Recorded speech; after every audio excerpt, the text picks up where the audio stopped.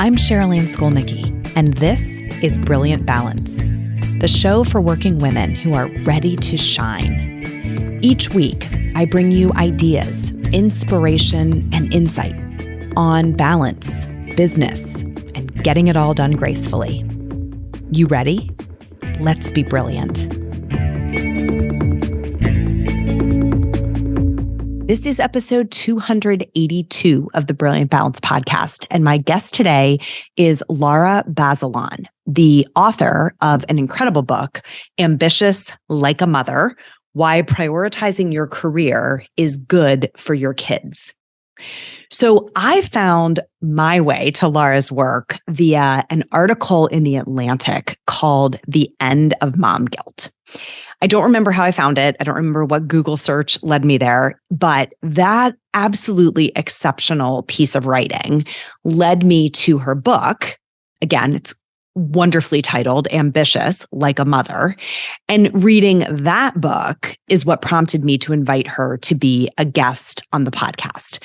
I don't know about you, but I am always thrilled when an author presents research and historical perspective that really substantiates my intuition. And Lara's book does just that. Her book is a call to embrace your own ambitions and model for your children what it means to live a purposeful life. I mean, amen to that. If there ever were a statement more aligned with my own beliefs, I think that would be it. It was so lovely to talk with her. And I want to give you a little bit more of her bio and introduction that we don't get into fully in the episode, and then give you a little bit of a cover note on how this interview unfolds. One of the things I find particularly interesting about Lara Bazelon is that this book sort of was birthed out of her own experience as an ambitious woman with children. It is not her life's work. Like, she is not a coach. She doesn't do work in this arena as a career. She is actually a law professor at the University of San Francisco School of Law. And she directs the criminal and juvenile justice and racial justice clinics at the school. She holds the Barnett Chair in Trial Advocacy.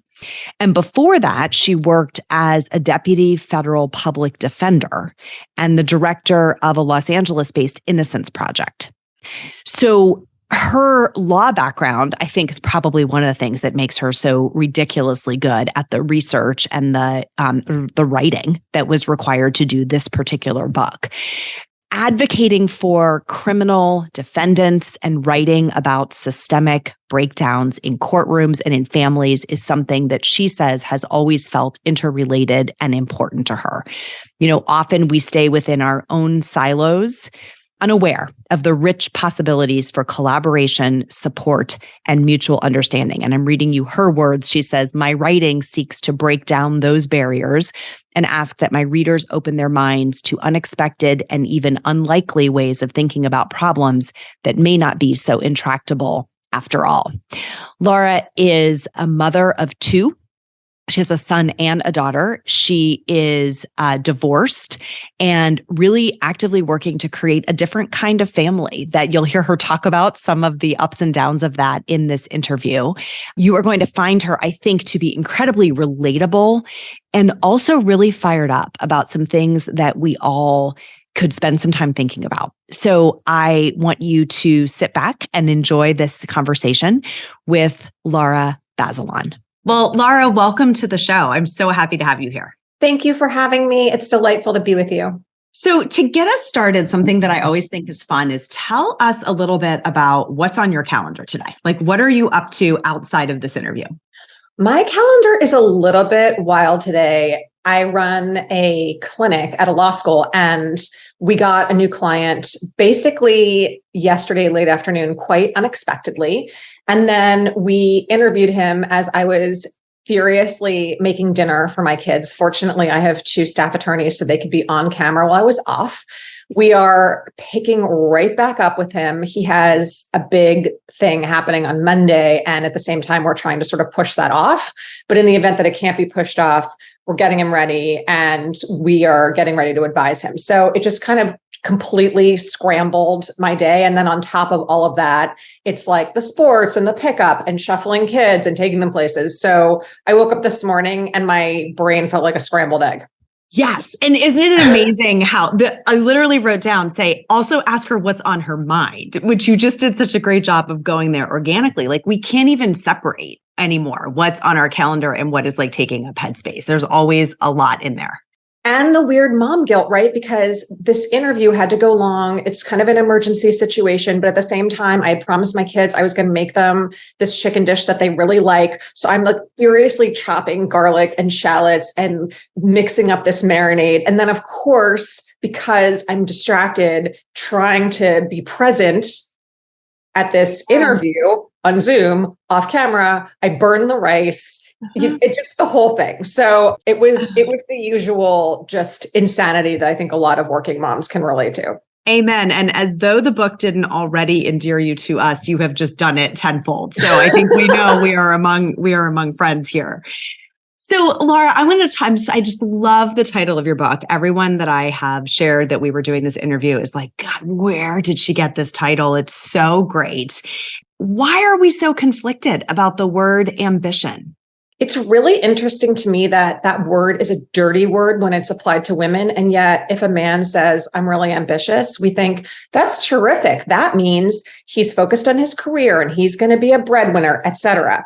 But when women say, I'm ambitious, we think that they're grasping. We think that they want too much. We think that they're sharp-elbowed and kind of mean. It's the same word. And yet it's so gender specific and how it's received. And so I wanted to place it front and center in this book to try to reclaim it for women. Yeah. And you did it in such a playful way by using that particular phrase. If you're just catching up in this episode, Ambitious Like a Mother is the title of Lara's book. And it immediately grabbed my attention as a title. And then the book just, of course, was so compelling. Like the data that you present and the point of view that you present in the book, I found to be particularly compelling and is the whole reason we're having this conversation. I wonder if we could get into a little bit of the archetypes of mothers that you present in the book. I think the idea that we could be doing a lot more if we were willing to own our ambition, right? To really embrace that drive, that sense of deservedness that we inherently have, but we kind of disavow a lot. We're going to go there throughout this whole conversation, but you got at it through these really interesting archetypes. I pulled out 3. Can you tell us a little bit about the mother and child archetype that was encapsulated in the card that someone sent your mom? My mom had this bureau where she put all the congratulation cards she got when my sisters and I were born. And since she had 4 girls, there were a lot of congratulation cards, and I like to look through them. And there was this one card that I was really obsessed with because it was so pretty and I was young, and it pictured this mom with this beautiful golden hair, and she was embracing this baby. And it just seemed like the perfect mother-child tableau.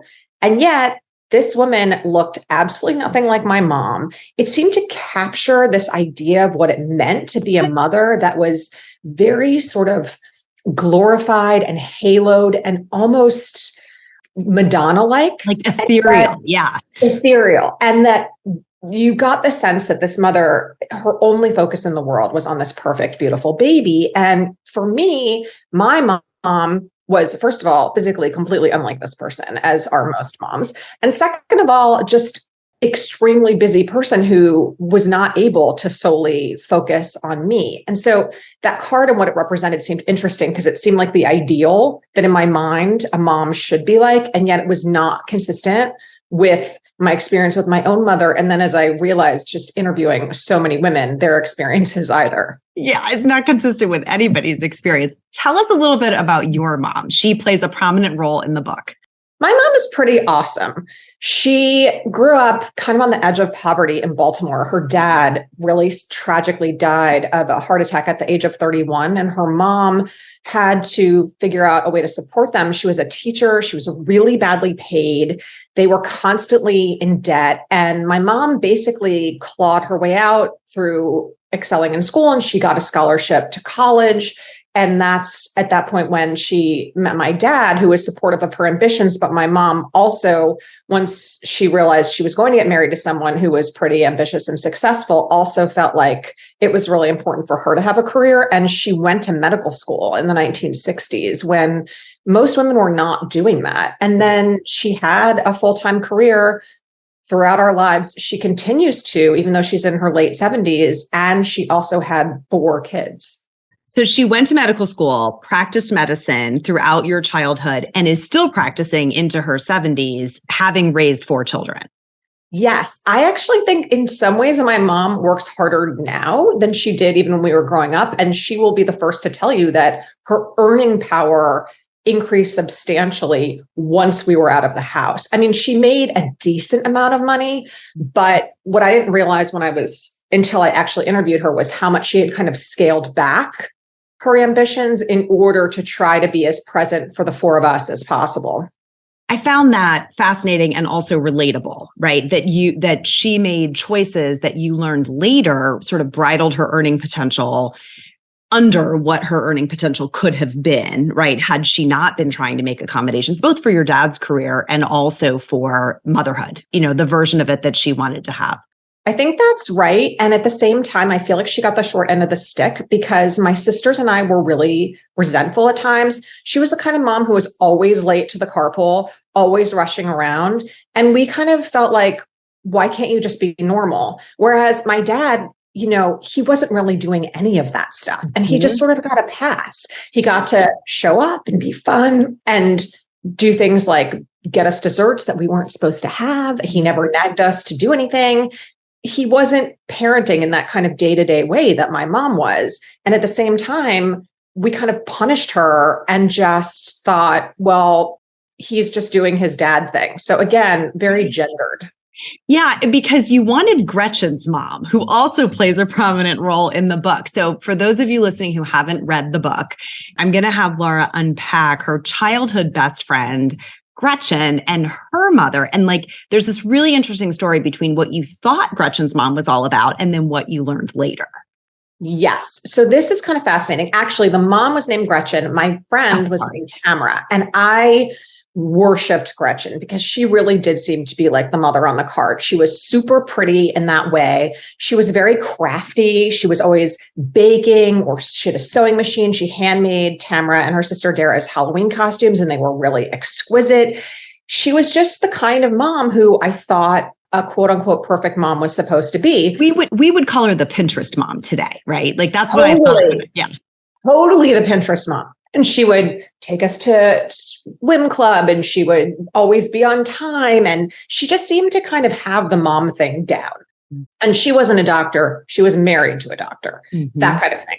So when I was writing the book, I just sort of decided I'm going to look up Gretchen and see what happened. And so I Googled her and my jaw almost fell on the ground because she was not at all who I thought. And I knew it was the same person because she still looks the same. She's still really beautiful. She's a tenured professor at the University of Massachusetts, Amherst. And she's a very highly credentialed, extremely ambitious person. It turned out the whole time that her 2 daughters were young, she was going to the University of Pennsylvania to get her PhD. She was working frantically. And she made a series of choices in her own life that were far more radical than my mother's. And yet I just saw what I wanted to see. I loved that plot twist in the book. As I was reading through, you sort of set it up where we don't know that as the reader until we get to the place where you reveal this was actually not anything like I thought it was. By the time I went back and got the revisionist history version of it, I realized that the part you had visibility to were all the things you wanted in your own mom. But you didn't see all of the other things that were happening. And then did you get your friend's perspective on this as well? I did. So I actually interviewed both daughters. I interviewed Tamara and I interviewed her sister, Dara. What ended up happening was that the marriage between Gretchen and her husband, Dara and Tamara's parents, it really started to kind of fray and fall apart. And Gretchen got this tenure track offer. We lived in Philadelphia and it was in Massachusetts, and she took it. She left. And they each took custody of one of the children. So Tamara moved to Massachusetts with her mom, and Dara stayed behind in Philadelphia with her dad. It's really an interesting family dynamic. And Dara and Tamara themselves made radically different choices. So when I interviewed Dara, she's like Gretchen in a lot of ways. She's a tenured professor at NYU. She has a very fancy job. She's extremely ambitious. And Tamara ended up marrying someone who was her high school sweetheart, who was a pilot in the Air Force. And she spent a large amount of time basically going from Army base to Army base, being in a very supportive role and being very, very devoted to taking care of their kids. So just two interesting life choices, and also just contrast, but also similarities with their mom. I thought that family is fascinating. I think that I can imagine someone listening to our conversation today kind of having the sort of postscript to the story, right? Where she leaves her family, moves with one child, leaves the other one with her spouse, sort of like sticking in the back of her throat. Because this is where we start to really come face to face with the tension between ambition and like sacrifice. What are we expected to do? What are we allowed to give up? What are we not allowed to give up? What's the sacrifice we quote unquote have to make? And often I think we're sacrificing our ambition collectively, right, to serve the needs of our family. And yet this is a story where there was a different reconciliation of those tensions, right? A different way of kind of finding a way forward.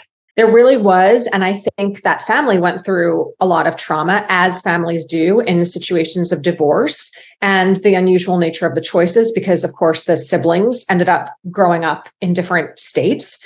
At the same time, I think it's in some ways a successful story because the family is very close. The divorce is amicable. They're both with other people, and both the children ended up having pretty happy, successful lives. So it's heartening in that respect. It was, however, especially for the time, such a series of radical moves by Gretchen. No question. And I think it sort of brings us to the third, like this alternate trope, right? We have the mother on the card, this mother and child smiling Madonna-like image. We have the sort of like the mother in the workplace is another one that you bring up in the book, which is this notion that nothing has changed. Like that I can just continue on and soldier forward in work, pre and post having children. And there is nothing about my work that is going to be altered or changed. Everyone can still count on me. Can you talk a little bit about what that one is all about, that second archetype? This is the white knuckle archetype, where it's basically, I can't be vulnerable at work. I have this other life at home, but I can't let the two things bleed into each other or acknowledge in either world that the other exists. It's kind of the stiff upper lip. And it gets to the point where one of the women that I interviewed and followed, she had a miscarriage in the bathroom and at work and didn't tell anybody and just sort of soldiered right on, even though obviously that was an incredibly traumatic event and she was upset. And then it was only later when she rose up within the profession that she was in and she talked to other women that they said, that's actually an important story that we need to hear. It makes us feel like you are someone who we could emulate and not some icon of perfection. And I take that to heart a lot with my own students now that I'm a law professor and a lot of my students are younger women, because I think it's really important to model vulnerability and show them, look, you can be successful and also things are really messy. And so I will be very intentional about saying,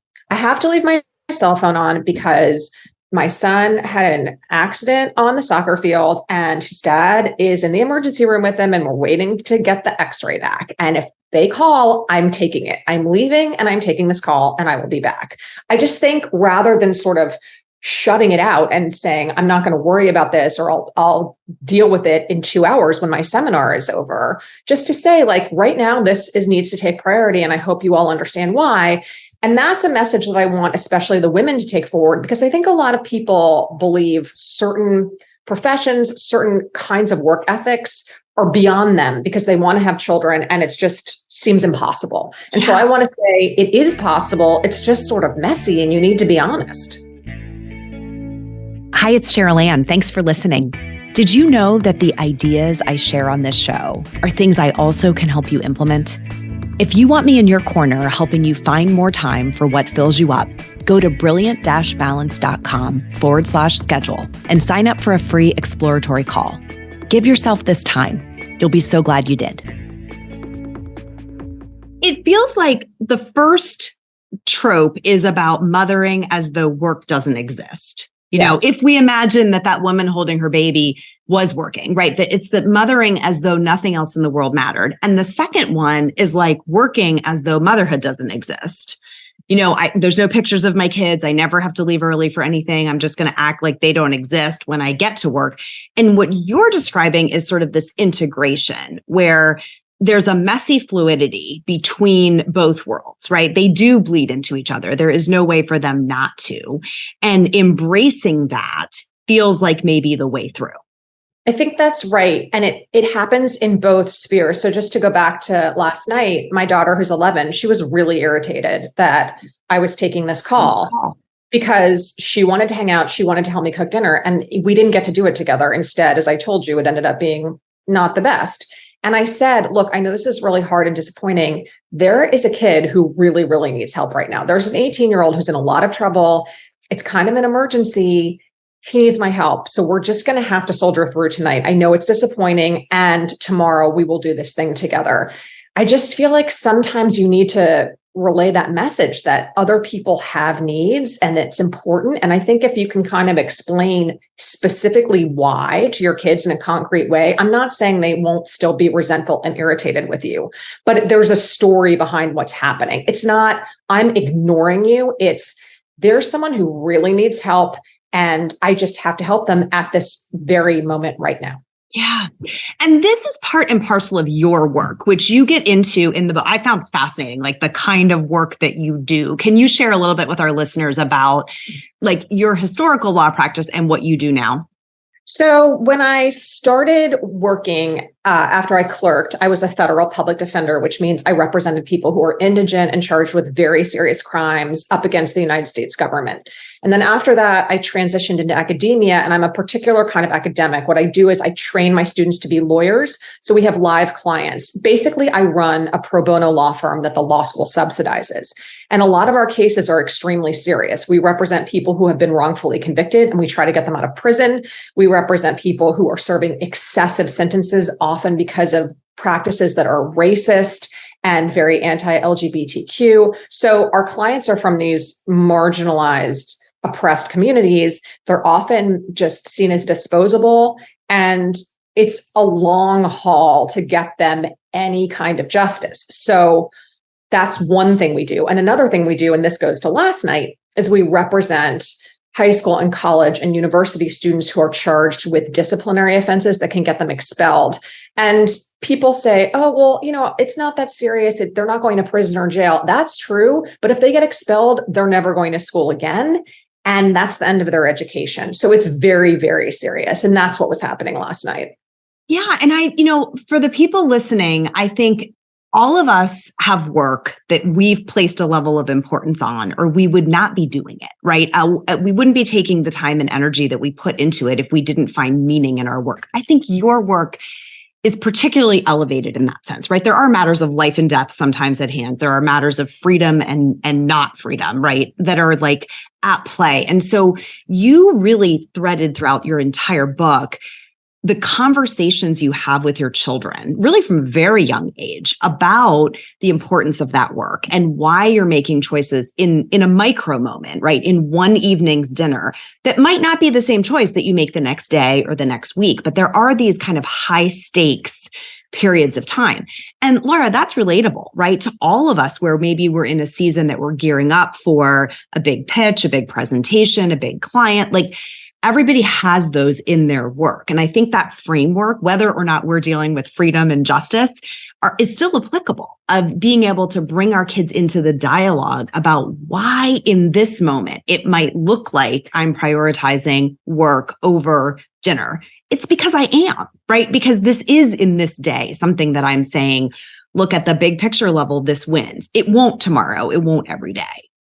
I think that's exactly right. And I think there's another important thing to touch on, which is that we have not just an obligation or responsibility, but an economic imperative to support our kids. I mean, there are a lot of us who have to work. We absolutely have to. I'm one of them. I'm a single parent. I'm financially responsible for my kids. And I sometimes say that to them too. I'm like, look, if you want me to be able to pay the mortgage and buy you the baseball equipment and go on a vacation where you all get to be in the sun and have fun, I have to make enough money to make that happen. It's very important that I be able to support us. And one of the only things that was remotely comforting about getting a divorce, which is a highly traumatic experience, even if it's amicable, which mine is, was knowing I'm going to be financially okay. I'm going to be financially okay. This relationship is not working out. It's not healthy, and I don't have to stay in it. And once I get out, I'll be able to make enough money for us to be okay. And even if you're in a 2-parent house, most 2-parent houses require 2 incomes. That's just the reality. And so you're absolutely right. It could be, look, I'm an investment banker and I'm making a lot of money because we live in New York City and our rent is X. It can be, I'm a community worker and I'm helping organize a protest. And it's really important that it happen right now. It's a range of things. Your work doesn't have to be, I'm saving the world, to justify, I can't be with you, darling daughter, at this moment. Yeah. And I think what's like the thread that sort of feels like it pulls through this for me is that we don't want to be causing harm to these people that we love, right? By making these decisions. So the thing that's always in the back of our minds collectively is, you called it guilt earlier. It's that questioning, that nagging concern of like, are they going to be okay? Are they going to think they're not important? Are they going to think like, what damage might I be doing, right? In trying to kind of keep a foot in each of these 2 arenas. And you have the research on this. You've got the data to back up like what really is going on. So can you share a little bit about what you learned around how our kids are faring as they have working moms? The best study and the most comprehensive one was done by econ professor at Harvard Business School. And she did a longitudinal study. I think there were over 100,000 working mothers across not just the United States, but other industrialized countries. And they studied the outcomes for the children of working mothers. And it turns out they're doing just as well, and in some measurable instances, slightly better than the children of stay-at-home mothers. And I do not say this to in any way slight stay-at-home mothers. And my book is not an attempt to continue a mommy war, which I think is kind of ridiculous. But the point is that if you either choose to work or need to work or both, you're not damaging your children. What it showed is that the daughters of working mothers, they tended to go into professions where they made more money, or at least equal money to their male peers. And with the sons of working mothers, they tended to be much more inclined to see the domestic sphere as a 50-50 partnership and to pitch in more. And those 2 findings I found really affirming, because I will tell you, I was nervous when I started looking into it, because of course, the last thing you want to hear is you're hurting your kids. And the truth is, there is still a significant amount of the United States population, 25%, that believes that working mothers, simply by working, are hurting their kids. Yeah. Mm-hmm. And that belief is so, like, it's painful, right? If you are someone who's trying to say, like, what I'm trying to do is in the time I do have available that I'm not working, be the most present, engaged, involved, caring parent that I possibly can be. That whether you're working full-time, part-time, outside the home or not, it's like that is the commonality. All moms are trying to say, how can I be as engaged and present as possible for this child in the time that is available? And the economic reality of it is real, right? And so is the sort of inequality of the sharing of domestic work at home. So you dig into that a bit in the book, and I loved how you said this. You were like, more planning goes into the one-day event of our wedding, then goes into sorting out the lifetime of shared responsibilities of parenting. Everybody let that sink in for a minute. Like, how much time did you spend planning your wedding? I had binders and, spreadsheets and teams of people involved. And then you think about how many conversations did you really have about how you were going to sort out the responsibilities of running a household and raising a family? Like, this is really worth digging into. So what can we do? when we are starting a relationship or renegotiating one to make room for our professional ambition without drowning in sort of the domestic responsibilities of life? I call these the basic boring conversations that no one has, because when you're in love, it's like staring at the sun. You're just blind and you're in this roller coaster and all you can think about is how amazing this person is. And then, as you say, you get really excited about the dress and the wedding and the flowers, et cetera. And you don't think about what is this actually going to look like for me? And sitting down with your partner and saying, who's going to do what? What if we want to have kids, how many do we want to have? How is this going to work? If I get a job offer in X place, are you going to go? And then is it going to be your turn? I mean, you need to sort of work through these situations and manage expectations, which I think a lot of people just don't do. Certainly, we never did it. And it's the same thing with the childcare. I mean, speaking of sort of focus being a little bit myopic, how many of us can relate to the birthing classes, the doulas, just the obsession with every trimester of the pregnancy and what is my labor going to look like? I remember getting home with my son and looking at my husband and being like, what the hell do we do now? No one tells you about the rest of it. And so I think it's really helpful to be like, look, who's going to take maternity or paternity leave? And when? Can we switch off? Who's going to wake up in the middle of the night? All these things, which I call the basic boring things, need to be hashed out in advance. And if they're not, you will often find that is a complete mismatch of expectations.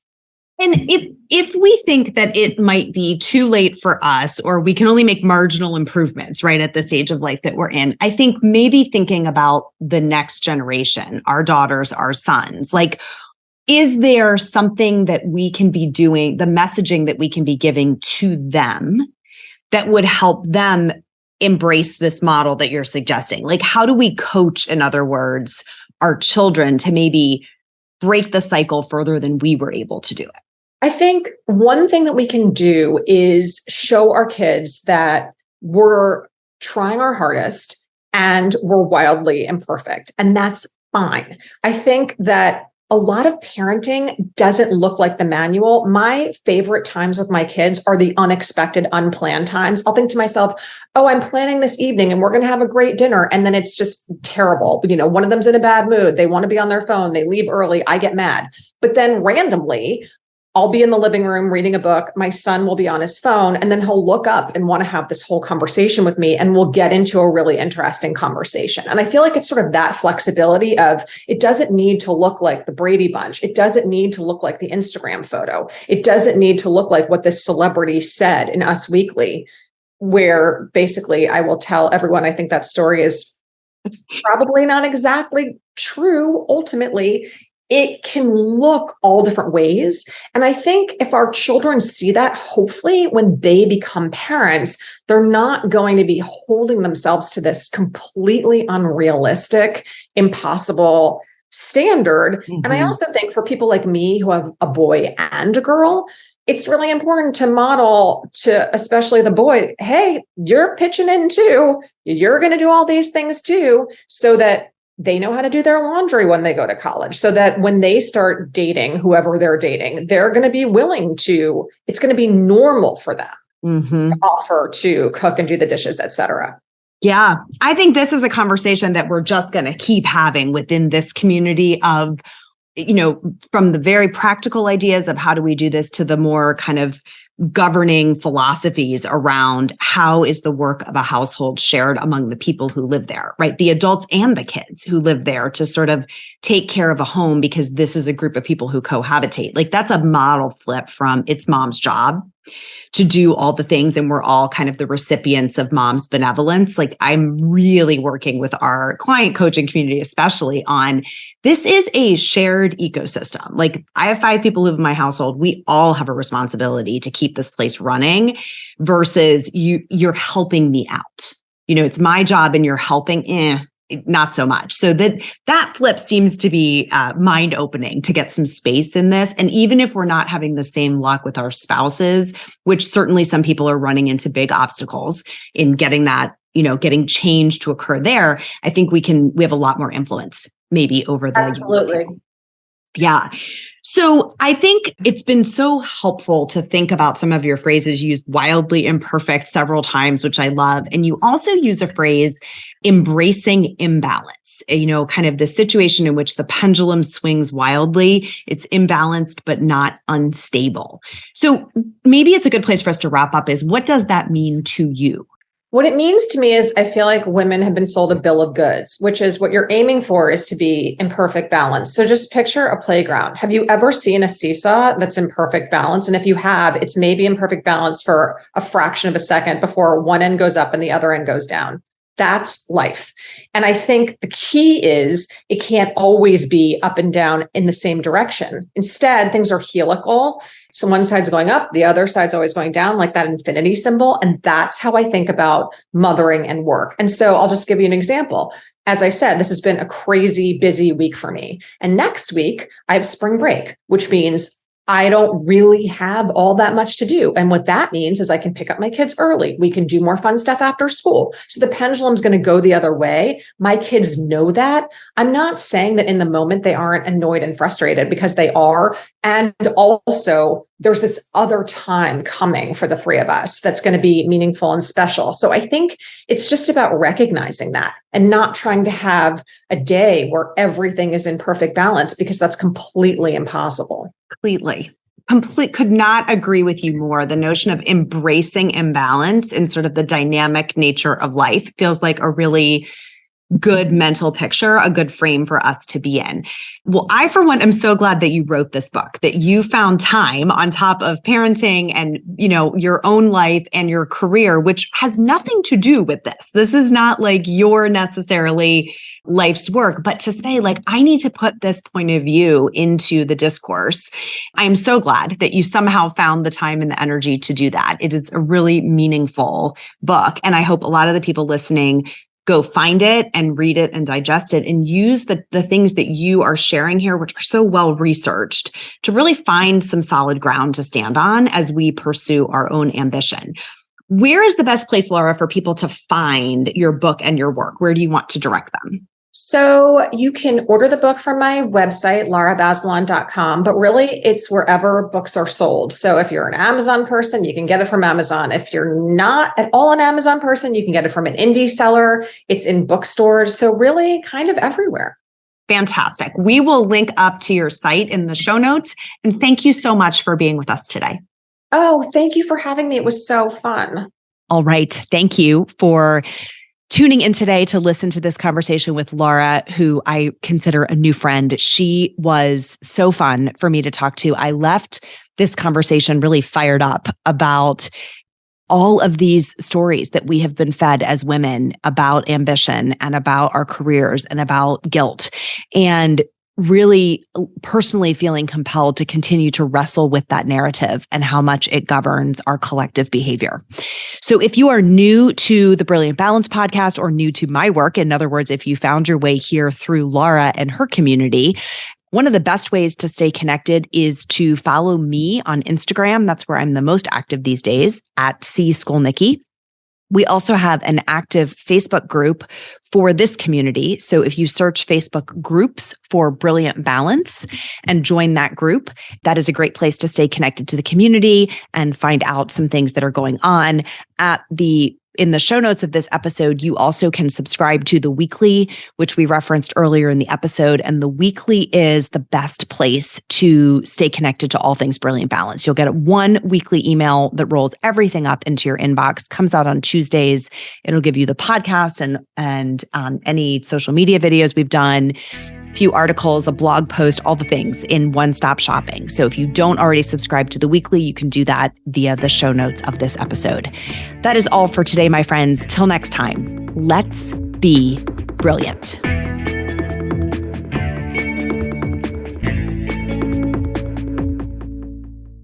This is thepodcastfactory.com.